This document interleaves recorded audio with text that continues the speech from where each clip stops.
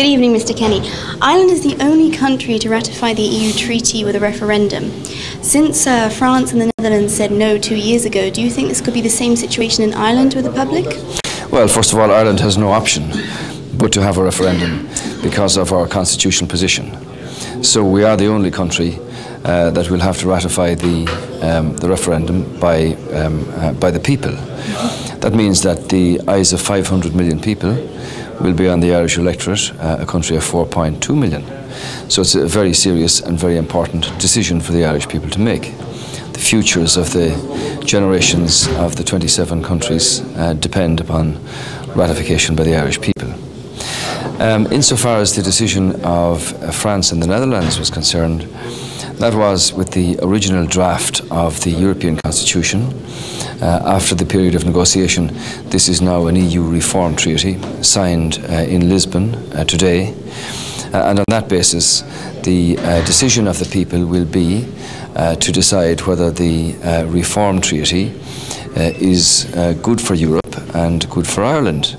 And in that sense, their analysis will have to be, do the changes being brought about reflect an institutional capacity to deal with 27 countries instead of 15?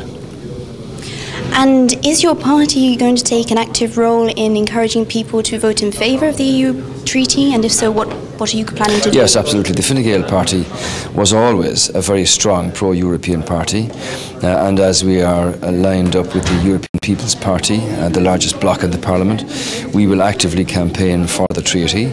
We will use the public meetings that we will hold, our MEPs and all our members throughout the country will campaign very actively and publicly and strongly to give the people the information to support the treaty so that we can encourage them to make a decision of voting for the treaty.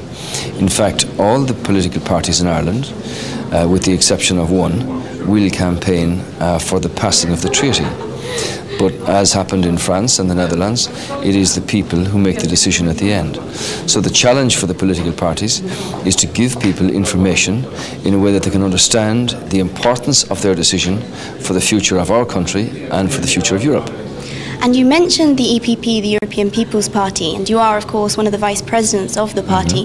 How do you see the role of the EPP in lending its support to ratifying the process? Well, I think, for instance, it's very important that President Barroso, at the meeting here this evening, confirmed absolutely that there is neither an intent nor a chance of harmonisation of corporate tax rates.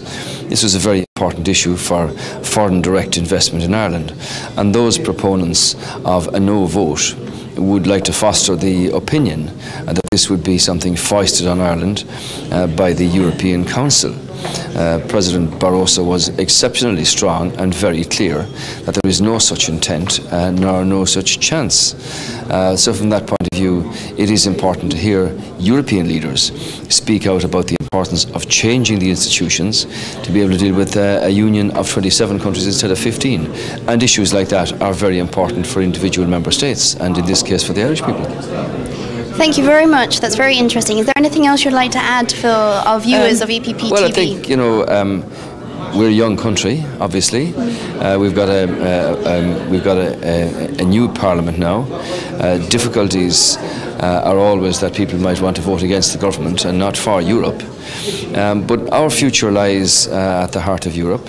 We see the future of our country resting with young people, and in that sense we want to give them the opportunity of understanding what this reform treaty is about so that they can vote in a positive way for their own futures.